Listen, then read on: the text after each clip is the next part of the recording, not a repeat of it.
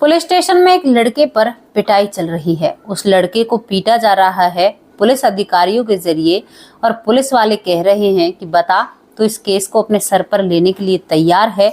लेकिन वो लड़का जितना पिट रहा है उतना ही ये कह रहा है कि साहब आप अपना काम अच्छे से नहीं कर रहे तो इसमें मेरी क्या गलती है।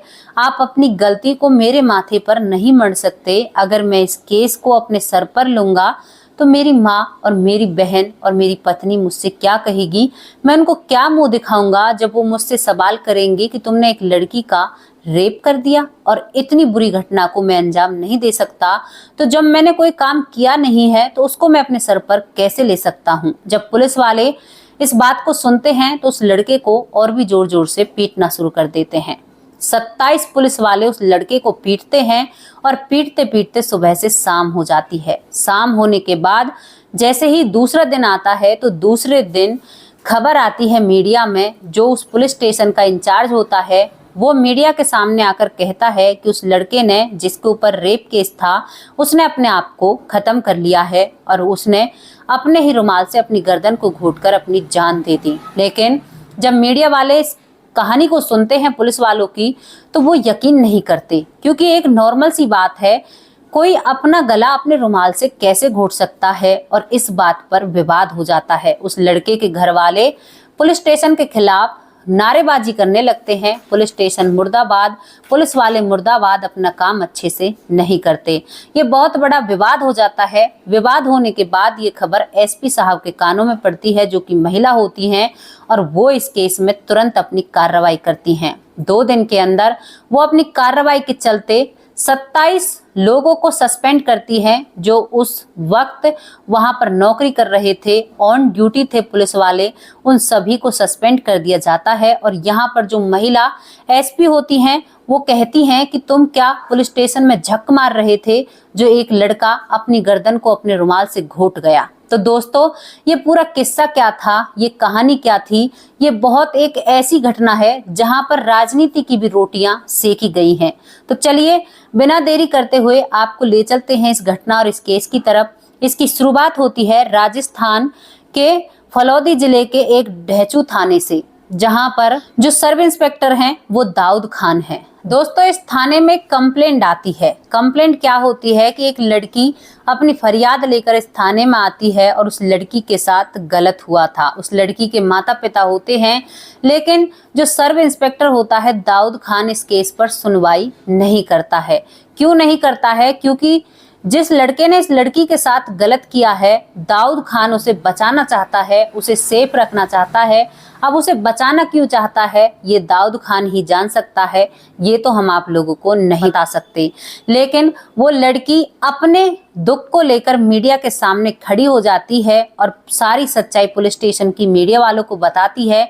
तो मीडिया वाले इस खबर को बढ़ चढ़कर अपने चैनलों पर चलाते हैं। जैसे ही ये खबर जोर पकड़ती है तो पुलिस स्टेशन पर दबाव आने लगता है और जो दाऊद खान होता है उसके ऊपर सवाल खड़े हो जाते हैं। अब दाऊद खान घबराते हुए दोस्तों एक मीटिंग बुलाता है और मीटिंग में वो कौन कौन को बुलाता है। दाऊद खान डीएसपी शंकर लाल छाबा को उस मीटिंग में बुलाया जाता है। दूसरे एसआई धनाना राम को बुलाया जाता है। तीसरे होते हैं हेड कांस्टेबल भागीरथ। कई सारे लोगों की मीटिंग होती है और वहां पर दाऊद खान एक बात रखते हैं सभी लोगों के सामने और वो कहते हैं कि अब ये केस बहुत ज्यादा जोर पकड़ रहा है, अब हमारी नौकरी पर भी बात आ सकती है, अब इस केस में हमें कार्रवाई करनी होगी। दोस्तों सभी लोग हाथ मिलाते हैं और उसके बाद इस केस पर कार्रवाई शुरू हो जाती है। कार्रवाई क्या शुरू होती है? एक लड़का होता है जो एक छोटे से केस के जरिए इस पुलिस स्टेशन में है। अब उस लड़के को ही दोबारा से पकड़ा जाता है और उस लड़के को पीटना शुरू कर दिया जाता है। पुलिस वाले कहते हैं जो दाऊद खान होता है कि बोल तुमने ही किया था ना उस लड़की का रेप। तो ये लड़का कह देता है कि साहब आप क्या कह रहे हो, मैं ऐसा कर ही नहीं सकता। लेकिन दाऊद खान जबरदस्ती उस लड़के से मनवाना चाहता है कि तुमने ही उस लड़की का रेप किया है। जो कांस्टेबल भागीरथ होते हैं वो चुपके से उस लड़के के कान में कहते हैं कि अरे भाई क्यों पिट रहा है, साहब बहुत गुस्से वाले हैं, छोड़ दे अपनी जिद और इस केस को अपने सर पर ले ले, हम तुम्हें कुछ नहीं होने देंगे। केवल तुम्हें सजा ही होगी। लेकिन दोस्तों वो लड़का बिल्कुल भी मानने को तैयार नहीं होता है और बारी बारी से जो पुलिस स्टेशन में अधिकारी होते हैं वो उस लड़के की पिटाई करते हैं। उस लड़के को बहुत पीटा जाता है, लेकिन लड़का आखिरी वक्त तक भी नहीं टूटता है और लड़का साफ कह देता है कि साहब, मैं समाज में अपना मान मर्यादा रखता हूं और ऐसी चीजों को मैं अपने सर पर बिल्कुल भी नहीं लूंगा, भले ही आप मुझे पीट पीट कर मार दें। और दोस्तों शाम हो जाती है।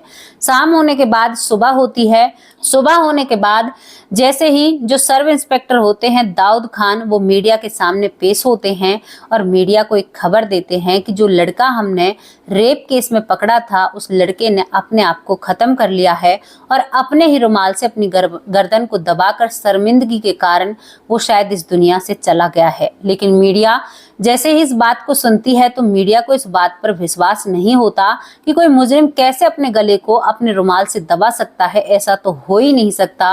और दोस्तों अब और ज्यादा इस पुलिस स्टेशन की चर्चाएं मीडिया में चलने लगती हैं। कोई तो कुछ कहता है और कोई कुछ कहता है। इसके बाद जो उस लड़के के घर वाले होते हैं वो भी धरने से पर बैठ जाते हैं और पुलिस स्टेशन के खिलाफ नारेबाजी करने लगते हैं। मीडिया पे एक खबर जोर शोर से दिखाई जाती है तो वहां की जो एसपी होती हैं ये खबर उनके कानों में भी पड़ती है और वो इस केस में तुरंत आ जाती हैं।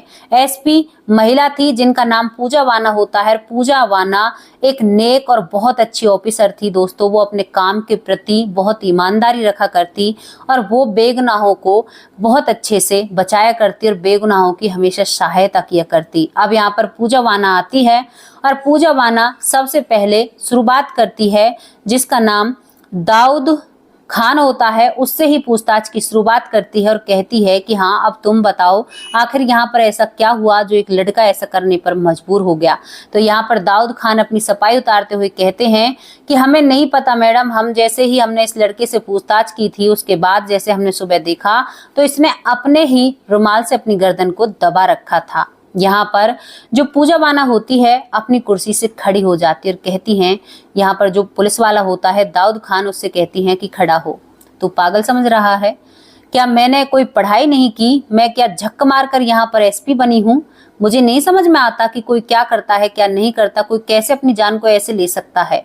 हाँ मान ले अगर किसी फंदे पर लटक जाता तो भी यकीन कर लेती, लेकिन अपने हाथों से रुमाल से कोई अपनी गर्दन को कैसे दबा सकता है? जब जोर पड़ेगा तो वो उस रुमाल को खोल भी तो सकता है। यहाँ पर दाऊद खान अपना सर नीचे कर कर बैठ जाता है। पूजा वाना जो होती है वो दाऊद खान को बहुत अच्छी अच्छी बातें सुनाती है। वो कहती है कि तू पागल किसी और को मानना, मैं पूरी छानबीन करूंगी, तू अपने लिए जगह कर लेना और देख लेना, अगर तेरी कोई गलती पाई ना तो उस वक्त मैं तुम्हें बताऊंगी। अब यहाँ पर जो दाऊद खान होता है वो डर जाता है। डरने के कारण दोस्तों वो इधर उधर देखने लगता है, मैडम के सामने भी नहीं देखता है। यहाँ पर जो पूजा वाना होती है अब इस केस को अपने तरीके से हैंडल करती है। हैंडल करते वक्त दोस्तों पूजा वाना ने 2 दिन के अंदर जो पुलिस स्टेशन में 27 अधिकारी पुलिसकर्मी काम कर रहे थे उन सभी को सस्पेंड कर दिया था। अब वहां पर उनको रीजन बताती है कि तुम 27 लोग क्या पुलिस स्टेशन में झक मार रहे थे जो एक लड़का अपने आप को खत्म कर लेता है और तुम सभी ऑन ड्यूटी थे जिस वक्त उस लड़के ने अपने आप को मारा था। दोस्तों ये रीजन देकर उन सभी को सस्पेंड कर दिया जाता है और सस्पेंड करने वाले में डीएसपी साहब को भी नहीं छोड़ा जाता है। पूजा वाना डीएसपी शंकर लाल छाबा को भी सस्पेंड करती हैं, धनाना राम को भी सस्पेंड करती हैं, कांस्टेबल भागीरथ को, एसआई धनाना राम को, और यहाँ पर बाबू राम, सीताराम, सरवन कुमार, कमल, इन सभी को सस्पेंड कर दिया जाता है। दोस्तों पूरे पुलिस स्टेशन को खाली कर कर पूजा वाना यहाँ पर नए लोगों की भर्ती करती है और इस केस पर अभी तहकीकात चल रही है। तो दोस्तों ये थी ये कहानी, ये घटना। अब आप लोगों को आगे बताते हैं कुछ पूजा वाना की जिंदगी के बारे में। आखिरकार पूजा वाना कौन है, वो कड़े फैसले कैसे ही पल में ले लेती हैं और हर केस को वो अच्छे से कैसे हैंडल करती हैं, ये प्रेरणा उन्हें कहाँ से मिली है, उनकी परवरिश कैसे हुई है। तो चलो थोड़ी सी झलक उनकी जिंदगी पर भी डाल लेते हैं। पूजा वाना नोएडा के अट्टा गांव की रहने वाली होती हैं जिनका नाम पूजा वाना होता है। इनके पिता का नाम विजय वाना होता है। विजय वाना अपनी बेटी को पढ़ा लिखा कर बहुत अच्छा ऑफिसर बनाना चाहते थे, हालांकि उन्होंने अपनी बेटी को ऑफिसर बनाया।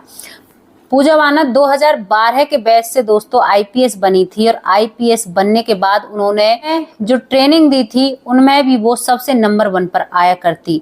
वहां पर दोस्तों निशानेबाजी में हर चीज में पूजा वाना सबसे आगे थी और वो बहुत तेज दिमाग होती हैं और वो बहुत अच्छी ऑफिसर होती हैं, वो सभी का बहुत ख्याल रखती हैं। तो ये थी पूजा वाना और ये था वो केस जहां पर एक लड़का अब इस दुनिया में नहीं रहा है और इस केस पर कार्रवाई चल रही है। तो दोस्तों इस केस के बारे में आप लोग क्या कहना चाहते हो, आप अपनी राय कमेंट बॉक्स में रख सकते हो। पूजा वाना ने सही किया, वो सही तरीके से इस केस को सॉल्व कर रही हैं, आप ये बात भी इसमें रख सकते हो। और जैसे ही इस केस में जो भी नई अपडेट आएगी वो तुरंत हम आप लोगों के सामने रखेंगे। लेकिन एक सच घटना है, एक सच्चाई पर एक केस है जहां पर एक लड़का नहीं रहा है और वो पुलिस स्टेशन में ही अपने आप को खत्म कर लेता है। तो जो भी आपकी राय है अपनी राय कमेंट बॉक्स में रख सकते हैं। कल फिर हाजिर होंगे किसी सच्ची और अच्छी स्टोरी के साथ, तब तक के लिए नमस्कार, जय।